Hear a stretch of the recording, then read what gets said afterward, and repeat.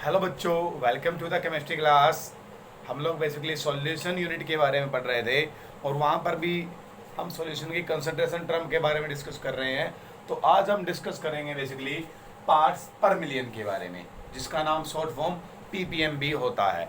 तो पीपीएम में बेसिकली क्या है, लिख ही रखा है कि पार्ट्स पर मिलियन मतलब 1 मिलियन, यानी कि 1 मिलियन के अंदर 1 मिलियन सॉल्वेंट के पार्ट के अंदर कितने पार्ट्स सोल्यूट के प्रेजेंट है। क्लियर है? यानी कि ये कह लीजिए कि 10 लाख पार्ट ऑफ सॉल्वेंट के अंदर कितने पार्ट सोल्यूट के मौजूद है, उसे क्या बोलते हैं बेसिकली पार्ट्स पर मिलियन, पार्ट्स पीपीएम। क्लियर है? यानी कि 1 मिलियन में कितने पार्ट, 1 मिलियन में कितना होता है 10 लाख या फिर 10⁻⁶। अब ये देख लीजिए कि आप लोग वॉल्यूम की फॉर्म में बात करोगे या फिर मास की फॉर्म में बात करोगे। अगर मास की फॉर्म में बात करोगे तो हम कहेंगे कि बेसिकली मास की फॉर्म में हम कहेंगे कि mass of solute present in the 1 million parts, या कह लीजिए 1 million parts by mass of solution. Clear है कि 1 मिलियन पार्ट्स ऑफ सॉल्यूशन के अंदर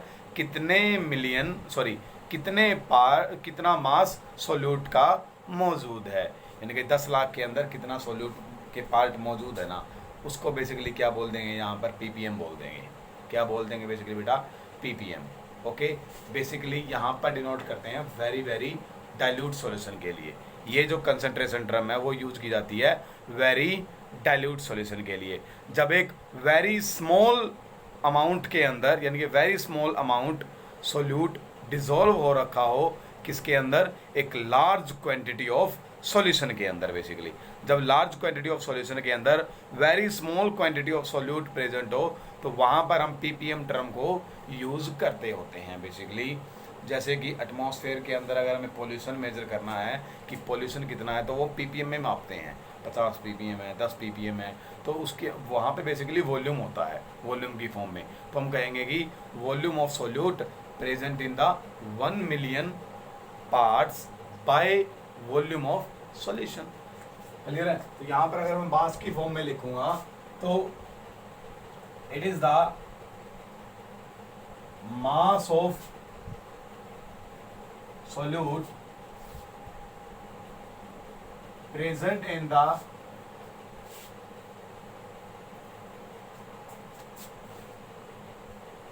1 million parts by mass of solution। कि कितना मास ऑफ सोल्यूट बेटा प्रेजेंट है basically 1 million parts by mass के अंदर। क्योंकि मैं बाय मास कर रहा हूँ, बाय वॉल्यूम भी ले सकते हो आप लोग कि वॉल्यूम ऑफ सोल्यूट ले लीजिए, यहाँ पर फिर लिख दीजिए कि parts by volume of solution. Basically simple सी बात है यहाँ पर मेरा। तो क्लियर है? इसको क्या बोलते हैं बेसिकली? पीपीएम बोलते हैं। यहाँ पर basically this is for the very dilute solution, तो इट रिप्रेजेंट्स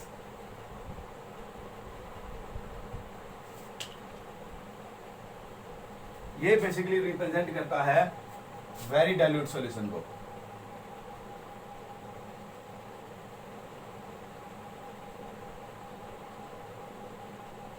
किसको रिप्रेजेंट करता है बेसिकली बेटा? ये वेरी डाइल्यूट सॉल्यूशन को रिप्रेजेंट करेगा।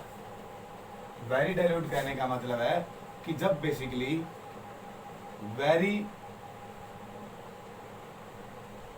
Small quantity of solute present हो very large quantity of solution। कि जब बहुत ज़्यादा सॉल्यूशन के अंदर बिल्कुल थोड़ा सा सोल्यूट डिसॉल्व किया गया हो, तो उसको बेसिकली क्या बोलते हैं? पीपीएम के अंदर। बेसिकली जैसे जो वाटर बॉक्स होते हैं, वाटर बॉक्स होते हैं जिनसे हमारा पानी आता है घरों के अंदर। क्लियर है? तो जैसे गांवों के अंदर वाटर वर्क्स होते हैं जहाँ पर पानी इकट्ठा किया जाता है, घरों में बेसिकली टैब के द्वारा जो पानी आता है वो वाला इकट्ठा होता है, एक टैंक होते हैं बड़े बड़े वहाँ पर, तो उनको साफ़ करने के लिए क्लोरीन वगैरह या लाल दवाई वगैरह यूज़ करते होते हैं। तो क्लोरीन वगैरह जो गैस यूज़ करते हैं वो पीपीएम के अंदर डालते हैं, क्योंकि बहुत ज़्यादा पानी के अंदर बिल्कुल थोड़ा सा अमाउंट ऑफ वो क्लोरीन ऐड कर देते हैं, तो उससे क्या हो जाता है बेसिकली बेटा, वाटर क्लियर हो जाता है वहाँ पर। क्लियर है? तो ये बेसिकली वेरी डाइल्यूट सॉल्यूशन को रिप्रेजेंट करेगा हमारा यहाँ पर। और यहाँ पर क्या होंगे कि कितने पार्ट सोल्यूट के मौजूद है, 10 लाख पार्ट ऑफ सॉल्यूशन के अंदर। क्लियर है? 10 लाख पार्ट ऑफ सॉल्यूशन के अंदर कितने पार्ट सोल्यूट के मौजूद है, उसे क्या बोलेंगे, पीपीएम। तो this is about the ppm. Generally use नहीं होगी कहीं पे, लेकिन फिर भी आप लोग इसको यूज कर लीजिए कि 10 लाख पार्ट ऑफ सॉल्यूशन के अंदर कितने पार्ट सोल्यूट के मौजूद है, उसे पार्ट्स पर मिलियन कहते हैं या पीपीएम कहते हैं। तो यहाँ पर अब बेसिकली एक टर्म मैं बताऊंगा आपको, ध्यान से सुनिएगा कि इफेक्ट ऑफ टेम्परेचर क्या होता है कंसंट्रेशन टर्म के ऊपर। टेम्परेचर का क्या इफेक्ट होता है अगर मैं टेम्परेचर को बढ़ा दूं तो। क्लियर है कि कंसंट्रेशन टर्म चेंज होगी या नहीं होगी। जैसे हम लोगों ने मोलैरिटी पढ़ा बेटा, नॉर्मेलिटी पढ़ा, मोलैलिटी पढ़ा, यहाँ पर हमने मोल फ्रैक्शन भी पढ़ा जिसको मैं एक्स से डिनोट करूंगा। क्लियर है? हमने ये और भी कंसंट्रेशन टर्म्स पढ़ी है हम लोगों ने। तो ये कंसंट्रेशन टर्म्स की हमने स्टडी करी है। तो कह रहा कि अगर मैं टेम्परेचर को इंक्रीज कर दूं, क्या कर दूं बेसिकली बेटा, अगर मैं टेम्परेचर को इंक्रीज कर दूं तो ये चेंज होगी या नहीं होगी, या फिर ये कह लीजिए कि अगर मैं टेम्परेचर चेंज कर दूं बेसिकली बेटा तो क्या फ़र्क पड़ेगा इनके ऊपर। ठीक है? तो बेसिकली देखो, टेम्परेचर चेंज होने से क्या कभी किसी सब्सटेंस का मास चेंज होता है? टेम्परेचर चेंज होने में मैं यहाँ इंक्रीज होने को बोल देता हूँ कि जब जब टेम्परेचर इंक्रीज होगा तब क्या होगा। क्लियर है? तो जब टेम्परेचर इंक्रीज होता है, क्या टेम्परेचर इंक्रीज होने से मास बदलेगा? अगर कोई 1 kg की चीज़ है, अभी मेरे पास कोई सब्सटेंस है, उसका वेट अगर 1 kg है, क्या टेम्परेचर इंक्रीज होने के बाद उसका मास घट या बढ़ जाएगा, कम या ज़्यादा हो जाएगा टेम्परेचर चेंज होने के साथ? नहीं होगा बेटा, मास तो उतना ही रहता है। आप सही 1 kg चीनी सर्दियों के अंदर ले लो चाहे गर्मियों के अंदर ले लो, रहेगा तो उसका अमाउंट सेम ही रहेगा। हाँ जी, लेकिन अगर वॉल्यूम ऑफ सॉल्यूशन की बात की जाए वो जरूर चेंज हो जाएगा। क्लियर है? क्योंकि आपको पता है कि जो वॉल्यूम होता है बेसिकली, अगर मेरा टेम्परेचर इंक्रीज होगा, अगर टेम्परेचर इंक्रीज होगा तो वॉल्यूम क्या हो सकता है, डिक्रीज हो सकता है। क्यों? क्योंकि जो भी सब्सटेंस है, मान लीजिए मेरा, क्लियर है, जो भी, ऐसे नहीं कहते हम इसको, एक बीकर ले लेते हैं बेसिकली, इसके अंदर मतलब कोई भी मेरा वॉल्यूम है, एक कितना भी वॉल्यूम है, ओके, अगर मेरा बेसिकली बेटा टेम्परेचर बढ़ जाए तो यहाँ पर वॉल्यूम के पार्टिकल्स की काइनेटिक एनर्जी ज़्यादा नहीं हो जाएगी, तो वॉल्यूम क्या हो जाएगा मेरा, बेसिकली थोड़ा एक्सपेंड नहीं हो जाएगा। वॉल्यूम क्या हो जाएगा, थोड़ा एक्सपेंड हो जाता है सब्सटेंसेस का। जब टेम्परेचर मेरा बेसिकली इंक्रीज होता है तो वॉल्यूम क्या हो जाता है मेरा, एक्सपेंड।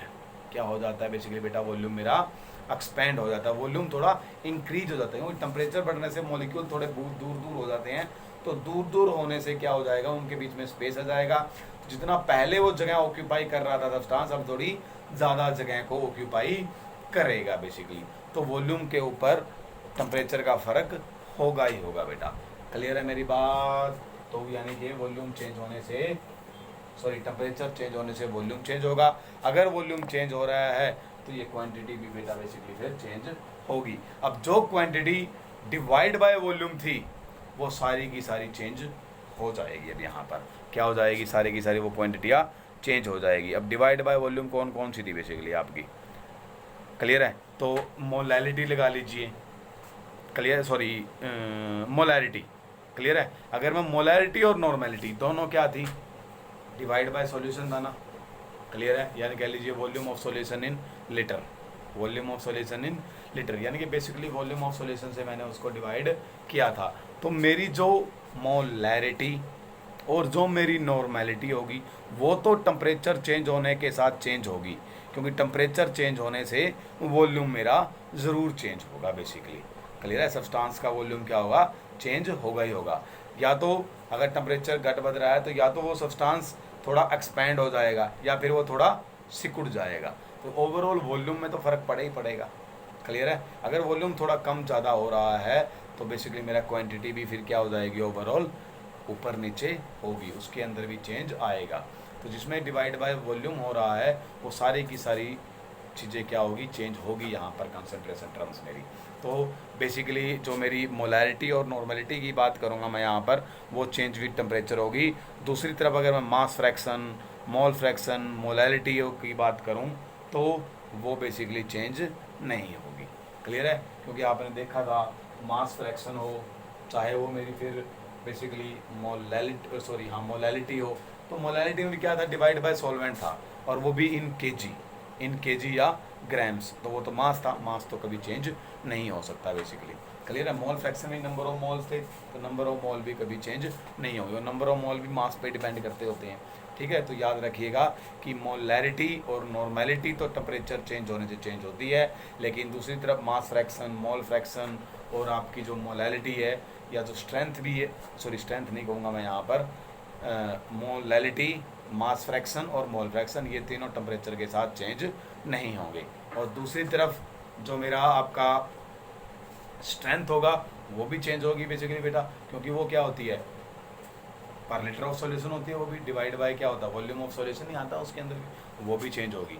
नॉर्मैलिटी भी चेंज होगी और मोलैरिटी भी चेंज होगी ना, जिसके अंदर डिवाइड बाय वॉल्यूम हो रहा था ना, वो सभी चीज़ें चेंज हो जाएगी टेम्परेचर चेंज होने से। क्लियर है मेरी बात यहाँ तक बेटा। तो वेरी गुड, इस बात को याद रखिएगा, कई बार 1 नंबर में ये सवाल आ सकता है आपके पास। तो अब हम आगे डिस्कस करते हैं कि अगर मेरे पास 2 सॉल्यूशन है, या कह लीजिए, सॉरी 2 नहीं कहूँगा मैं, अगर मेरे पास कोई भी एक सॉल्यूशन है, क्लियर है, यहाँ पर मान लीजिए मेरे पास कोई एक सॉल्यूशन है जिसकी नॉर्मैलिटी n1 है और वॉल्यूम उसका v1 है। उसकी नॉर्मैलिटी क्या है, n1 है बेटा, और वॉल्यूम क्या है, v1 है। तो अगर मैं उसके अंदर थोड़ा और सॉल्यूशन, थोड़ा और डाइल्यूशन कर दूं, या कह लीजिए मैं उसके अंदर अगर और वाटर ऐड कर दूं, या उसको थोड़ा डाइल्यूट कर दूं सॉल्यूशन को, सॉल्वेंट उसके अंदर और ऐड कर दूं, इसके अंदर अगर मैं इसके अंदर सॉल्वेंट और ऐड कर दूं तो मेरे पास एक दूसरा सॉल्यूशन बन जाएगा जिसका वॉल्यूम मेरा थोड़ा चेंज हो जाएगा और V2 हो जाएगा। अगर मैं डाइल्यूशन करता हूं तो ये कह लीजिए वॉल्यूम मेरा इंक्रीज हो जाएगा, वॉल्यूम मेरा क्या हो जाएगा, इंक्रीज हो जाएगा बेसिकली।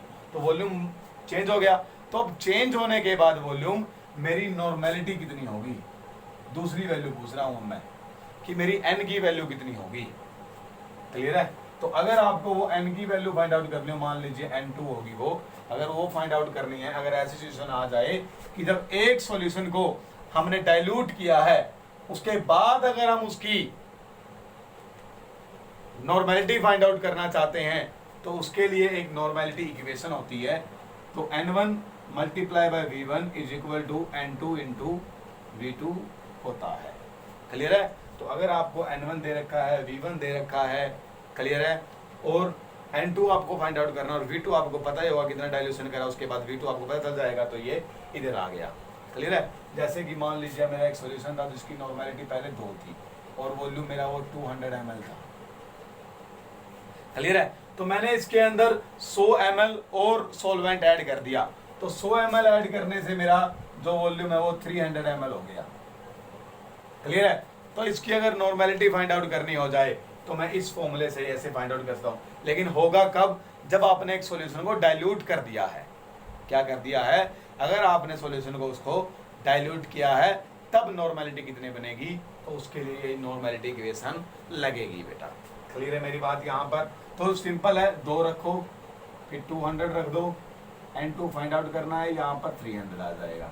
तो बेसिकली n2 इक्वल टू हो जाएगा 400 डिवाइड बाय 300, तो 2 0 कैंसिल, तो n2 इज इक्वल टू आपका कितना आ जाएगा, 4/3 आपकी नॉर्मैलिटी आ जाएगी। इसको कैलकुलेट कर लीजिएगा, वो इसका आंसर होगा आपका।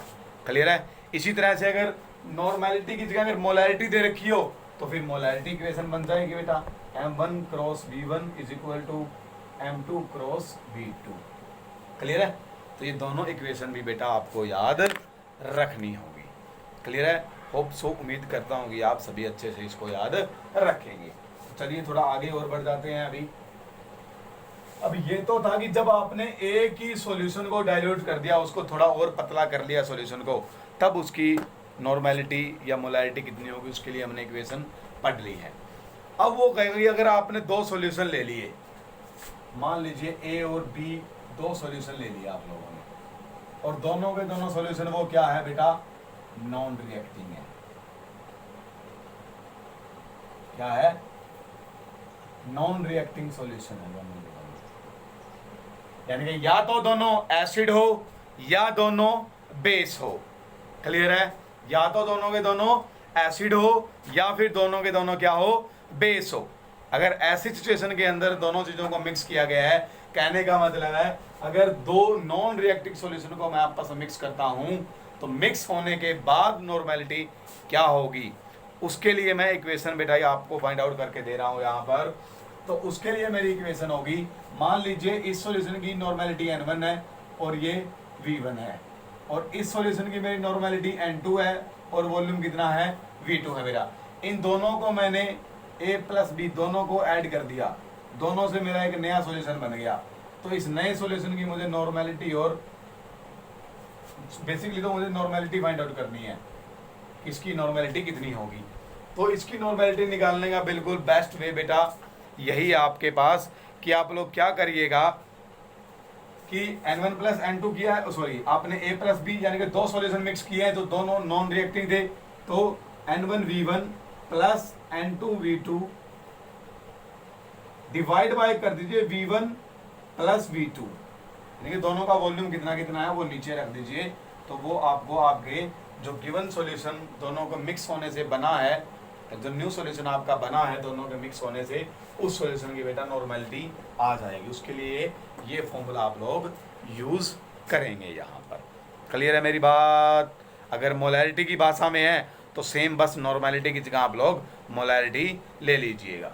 क्लियर है, अगर मोलैरिटी हो, ऐसे मोलैरिटी फाइंड आउट करना हो तो फिर उनकी मोलैरिटियाँ दी मिलेगी, तो M1 V1 plus M2 V2 divide by V1 plus V2। Clear है मेरी बात यहाँ पर। अब यहाँ पर ये बात याद रखनी है कि मेरे दो नॉन रिएक्टिंग सब्सटेंसेस है, यानी कि ऐसे सब्सटेंस जो आपस में रिएक्शन नहीं करते जनरली, या तो वो दो एसिड होंगे या वो दोनों बेस होंगे, यही आपको दिए मिलेंगे बेसिकली। तो क्लियर है, लेकिन बात तब आती है कि जब आप लोगों के पास कि दो सॉल्यूशन हो A और B और दोनों के दोनों वो नॉन रिएक्टिंग ना हो, आपस में वो क्या हो, रिएक्टिंग हो। अगर वो आपस में रिएक्शन कर रहे हैं तब क्या होगा, तब आप लोग कैसे फाइंड आउट करोगे उन सॉल्यूशंस की नॉर्मेलिटी या मोलैरिटी को बेसिकली बेटा। तो उनको निकालने का बिल्कुल आसान सा तरीका रहेगा आपके पास। अगर सॉल्यूशन क्या है आपका, रिएक्टिंग है, क्या है बेसिकली बेटा, अगर सॉल्यूशन अब की बार रिएक्टिव है, यानी कि एक तो आपका बेसिकली क्या होगा वहाँ पर एसिड होगा और दूसरा क्या होगा वहाँ पर बेस होगा। तो एसिड और बेस तो आपस में दोनों रिएक्शन करते करते आपको पता है एक सोल्ट बनेगा और एक बेस बनेगा, एक सोल्ट बनेगा और एक वाटर बन जाएगा जब एसिड और बेस को मैं ऐड करूँगा। तो अगर अब मुझे इन दोनों के मिक्स होने से जो सॉल्यूशन बनेगा उसकी अगर नॉर्मेलिटी फाइंड आउट करनी हो तो उसके ऊपर वो फॉर्मूला नहीं लगेगा जो मैंने अभी करवाया था, या मोलैरिटी फाइंड आउट करनी हो तब भी वो मोलैरिटी वाली इक्वेशन नहीं लगेगी। जब हम रिएक्टिंग सब्सटेंस को आपस में अगर मिक्स कर रहे हैं तो उस टाइम के अंदर क्या करिए बेटा, उस टाइम के अंदर आप यहाँ पर बेसिकली क्या करोगे, ग्राम इक्विवेलेंट निकालोगे। क्या निकालोगे, ग्राम इक्विवेलेंट। इसका ग्राम इक्विवेलेंट निकालोगे और इसका ग्राम इक्विवेलेंट निकालोगे। क्लियर है, दोनों में से एक दूसरे को सब्ट्रैक्ट कर दोगे, जो ज़्यादा होगा तो इसका मतलब वही सब्सटेंस बच जाएगा आपका। क्लियर है, इसका मतलब इक्विवेलेंट वेट निकाल लेंगे बेसिकली हम लोग। क्लियर है, क्या निकालेंगे बेटा, बेसिकली तो ग्राम इक्विवेलेंट्स निकालेंगे। तो जो एक्सेस होंगे, जो ज़्यादा होंगे वो बच जाएंगे, क्योंकि एसिड और बेस तो रिएक्ट करेंगे। अगर मान लो एसिड की वैल्यू 5 आ गई, इसकी वैल्यू 3 आ गई, तो मैं इनका ये मेरा ग्राम इक्विवेलेंट वेट है, इसका 5 है, इसका 3 है, तो दोनों को अगर माइनस कर दूंगा तो मेरा उत्तर 2 बचेगा। ये 2 एक्चुअली में एसिड बच गया। तो अब जो ओवरऑल सॉल्यूशन है वो क्या रह गया बेटा, आपका एसिडिक रह गया। और ओवरऑल सॉल्यूशन का वॉल्यूम कैसे करोगे, इन दोनों को ऐड करके करोगे, इन दोनों का जो वॉल्यूम था। क्लियर है, मान लो ये भी 100 ml था मेरा और ये भी 100 ml था, तो अब यानी कि अब जो 2 एसिड है वो प्रेजेंट है मेरा 200 ml सॉल्यूशन के अंदर। तो 200 ml में वो प्रेजेंट है इतना ग्राम इक्विवेलेंट, तो आप लोग उसकी बेसिकली बेटा यहाँ पर नॉर्मेलिटी फाइंड आउट कर लीजिएगा। क्या फाइंड आउट कर लीजिए? नॉर्मेलिटी। वो कैसे करनी है, जैसे जैसे आप न्यूमेरिकल करोगे वो बात आप लोग सीख जाओगे यहाँ पर। क्लियर है? तो अब आगे आपको यहाँ पर बेटा न्यूमेरिकल दे रखे हैं, तो कुछ सोल्ड न्यूमेरिकल है, कुछ अनसोल्ड है, वो सारे के सारे आपको करने होंगे। और आज बेसिकली शाम 6 o'clock तक, इवनिंग 6 o'clock तक मेरे पास आ जाने चाहिए बेसिकली अनसोल्ड न्यूमेरिकल। क्लियर है? Have a nice day.